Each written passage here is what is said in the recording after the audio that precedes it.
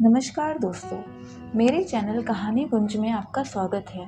आज की इस वीडियो में मैं मुंशी प्रेमचंद की लिखी हुई बेहद मज़ेदार कहानी बोहनी आपको सुनाऊंगी। इससे पहले आप इस वीडियो को लाइक कर लीजिए, चैनल को सब्सक्राइब कर लीजिए और नोटिफिकेशन बेल ऑन कर लीजिए।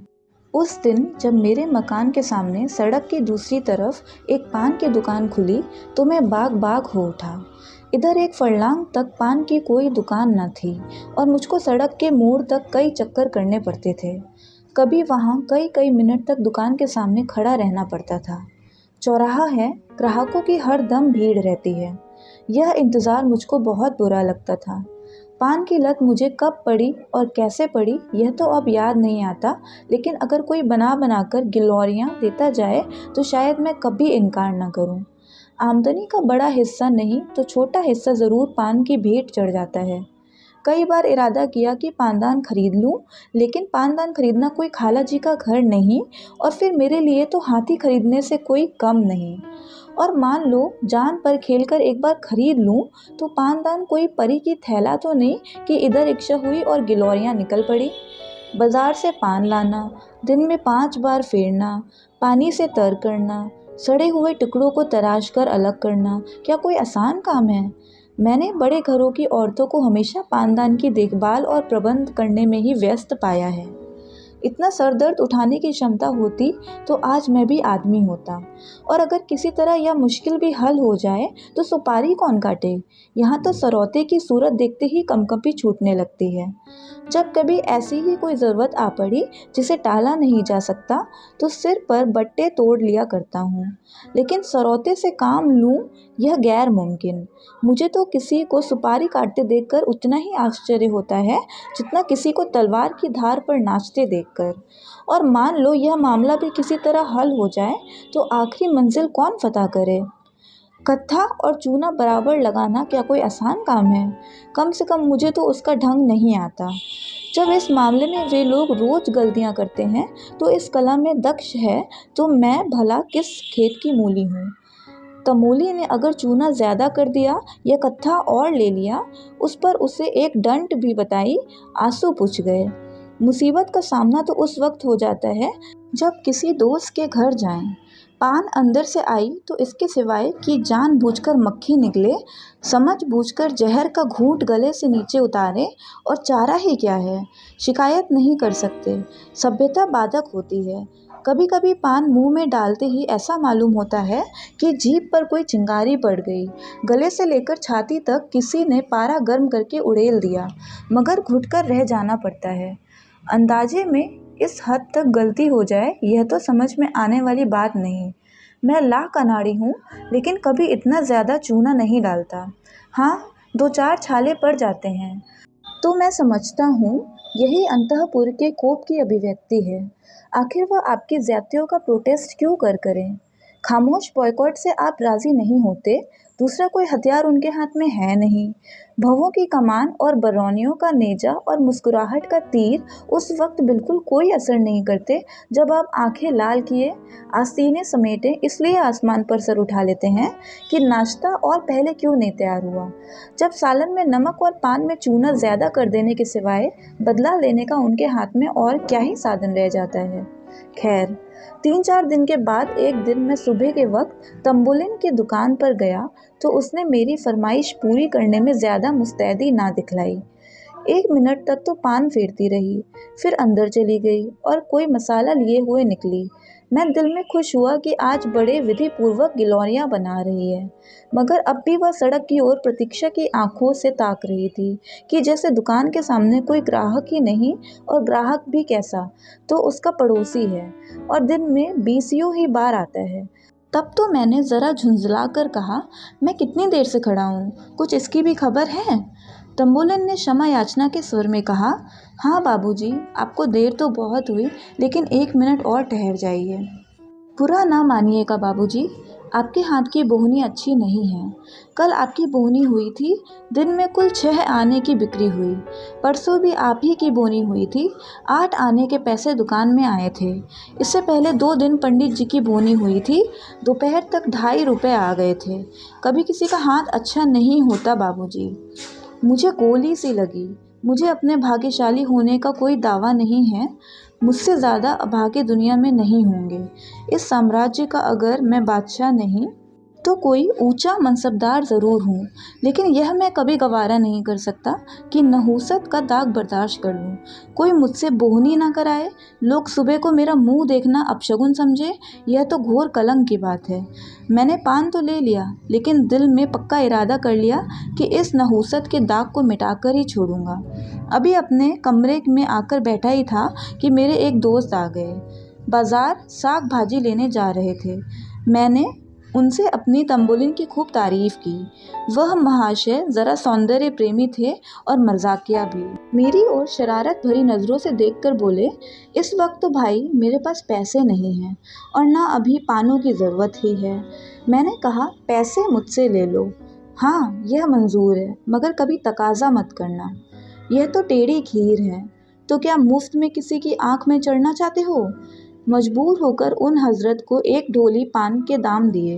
इसी तरह जो मुझसे मिलने आया उससे मैंने तंबोलिन का बखान किया।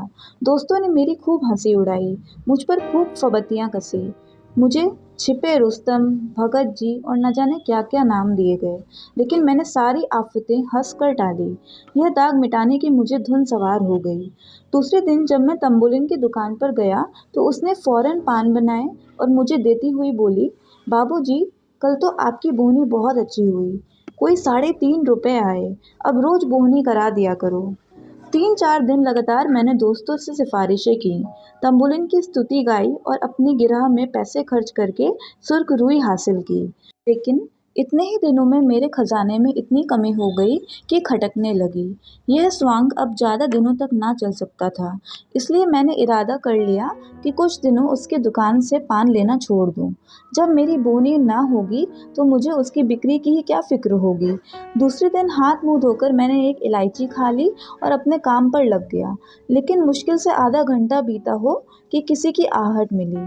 आंख ऊपर को उठाता हूँ तो तंबोलिन गिलोरियां लिए सामने खड़ी मुस्कुरा रही है। मुझे इस वक्त उसका आना जी पर बहुत भारी गुजरा। इतनी बेमुरौवती भी तो ना हो सकती थी कि दुत्कार दूं। बोला, तुमने नाहक तकलीफ की, मैं तो आ ही रहा था। तंबोलिन ने मेरे हाथ में गिलोरियां रखकर कहा, आपको देर हुई तो मैंने कहा कि मैं ही चलकर बोहनी कराऊं। दुकान पर ग्राहक खड़े हैं, मगर किसी की बोहनी नहीं की। क्या करता, गिलोरियां खाई और बोहनी कराई। जिस चिंता से मुक्ति पाना चाहता था वह फिर फंदे की तरह मेरे गर्दन पर चिपटी हुई थी। मैंने सोचा था मेरे दोस्त 2-4 दिन तक उसके यहाँ पान खाएंगे तो आप ही उससे हिल जाएंगे और मेरी सिफारिश की ज़रूरत ना रहेगी। मगर तंबोलिन शायद पान के साथ अपना रूप का भी कुछ मोल करती थी, इसलिए एक बार जो उसकी दुकान पर गया दोबारा ना गया। एक दो रसिक नौजवान अभी तक आते थे। वह लोग एक ही हंसी में पान और रूप दर्शन दोनों का आनंद उठाकर चलते बनते थे। आज मुझे अपनी साख बनाए रखने के लिए फिर पूरे 1.5 रुपए खर्च करने पड़े। बधिया बैठ गई। दूसरे दिन मैंने दरवाज़ा अंदर से बंद कर लिया, मगर जब तंबोलिन ने नीचे से चीखना, चिल्लाना और खटखटाना शुरू किया तो मजबूरन दरवाज़ा खोलना पड़ा। आंखें मिलता हुआ नीचे गया, जिससे मालूम हो कि आज नींद आ गई थी। फिर बोहनी करानी पड़ी और फिर वही बला सर पर सवार हुई। शाम तक 2 रुपए का सफाया हो गया। आखिर इस विपत्ति से छुटकारा पाने का यही उपाय रह गया था कि वह घर छोड़ दूं। मैंने वहां से 2 मील दूर एक अनजान मोहल्ले में एक मकान ठीक किया और रातों रात असबाब उठवाकर वहां जा पहुंचा। वह घर छोड़कर मैं जितना खुश हुआ, शायद कैदी जेल खाने से भी निकलकर उतना खुश ना होता होगा। रात को खूब गहरी नींद सोया। सवेरा हुआ तो मुझे उस पंछी की आज़ादी का अनुभव हो रहा था जिसके पर खुल गए हैं। बड़े इत्मीनान से सिगरेट पिया, मुंह हाथ धोया, फिर अपना सामान ढंग से रखने लगा। खाने के लिए किसी होटल की भी फिक्र थी, मगर उस हिम्मत तोड़ने वाली बला से फतेह पाकर मुझे जो खुशी हो रही थी उसके मुकाबले में इन चिंताओं की कोई गिनती न थी। मुंह हाथ धोकर नीचे उतरा। आज की हवा में भी आज़ादी का नशा था। हर एक चीज़ मुस्कुराती हुई मालूम होती थी। खुशी खुशी एक दुकान पर जाकर पान खाए और जीने पर चढ़ ही रहा था कि देखा, वह तंबुलिन लपकी जा रही है। कुछ न पूछो, उस वक्त दिल पर क्या गुजरी। बस यही चाहता था कि अपना और उसका दोनों का सिर फोड़ लूं। मुझे देखकर वह ऐसी खुश हुई जैसे कोई धोबी अपना खोया हुआ गधा पा गया हो, और मेरी घबराहट का अंदाज़ा बस उस गधे की दिमागी हालत से कर लो। उसने दूर से ही कहा, वाह बाबूजी वाह, आप ऐसे भागे कि किसी को पता भी ना चला। उसी मोहल्ले में एक से एक अच्छे घर खाली हैं। मुझे क्या मालूम था कि आपको उस घर में तकलीफ थी, नहीं तो मेरे पिछवाड़े ही एक बड़े आराम का मकान था। अब मैं आपको यहाँ ना रहने दूंगी, जिस तरह हो सकेगा आपको उठा ले जाऊंगी। आप इस घर का क्या किराया देते हैं? मैंने रोनी सूरत बनाकर कहा, 10 रुपये।